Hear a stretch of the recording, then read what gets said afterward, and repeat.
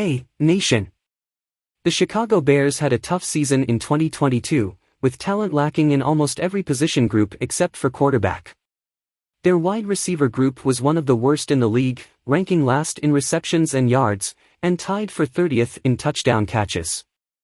However, the Bears' general manager, Ryan Poles, and head coach, Matt Eberflus, were encouraged by the progress they saw from quarterback Justin Fields. They understand that adding more weapons is necessary to keep the momentum going in 2023. Let's explore some potentials. First of all, click subscribe and turn on notifications. Receive all the news from Chicago firsthand. If you love Bears, don't waste time, be one of our members. Eberflus said during the 2023 NFL Scouting Combine, "We're always trying to add playmakers at all positions. We want to do that for sure." That's no different with the receiver position. The one thing that was great about the receiver position is that they really bought into the blocking piece of it, but obviously, we know that, as a receiver, you have to be a playmaker.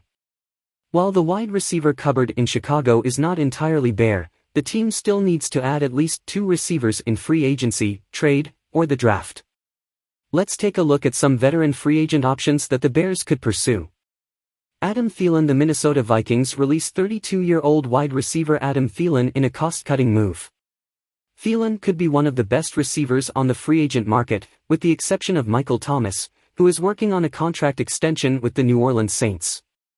Thielen has recorded at least 67 catches, 716 yards, and 6 touchdowns in 4 of the last 5 seasons.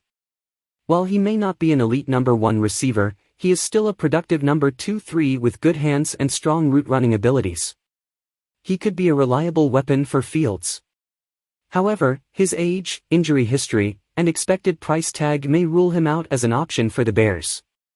DeAndre Hopkins has been rumored as a possible trade target for the Bears since December.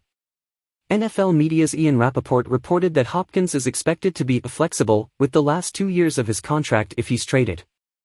The Cardinals are reportedly looking for a second-round pick and a conditional pick or player in exchange for Hopkins.